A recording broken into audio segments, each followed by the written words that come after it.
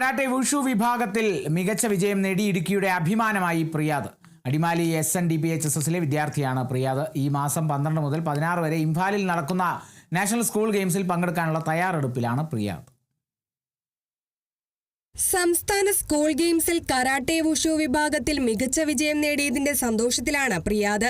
65 kilogram വിഭാഗത്തിൽ സ്വർണ്ണ medal നേടിയാണ് പ്രിയാദ് നാടിന് അഭിമാനമായി മാറിയത്. അടിമാലി SNDP-HSSലെ വിദ്യാർത്ഥിയാണ് പ്രിയാദ്.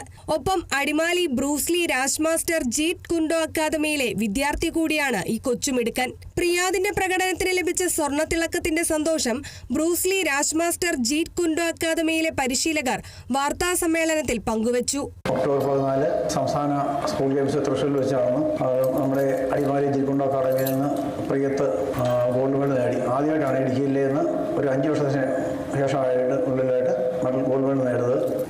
മണിപ്പൂരിൽ ജനുവരി 12 മുതൽ 14 വരെ നടക്കുന്ന നാഷണൽ സ്കൂൾ ഗെയിംസ് വുഷു വിഭാഗത്തിൽ പ്രിയത്തിന് പങ്കെടുക്കാൻ അവസരം ലഭിച്ചിട്ടുണ്ട്. അടിമാലിലെ ജീറ്റ് കുൻഡോ അക്കാദമിയിൽ രാജീവ് മാസ്റ്റർ, അഭിജിത് ശിവൻ, ചന്ദ്രശേഖർ 3ാം മാസ്റ്റർ എന്നിവരാണ് പരിശീലിപ്പിച്ചത്. അതിൽ പരിശീലിച്ച് മെഡൽ നേടിയിൽ ഞങ്ങൾക്ക് അഭിമാനമുണ്ട്.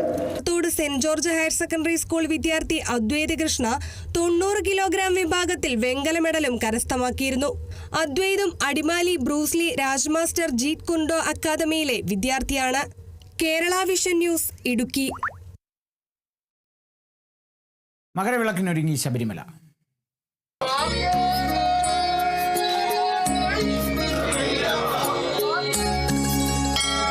ഔഷധി ശരണമന്ത്രം നിങ്ങൾക്കായി അവതരിപ്പിക്കുന്നത് ഔഷധി പൊതുമേഖലയിലെ രാജ്യത്തെ ഏറ്റവും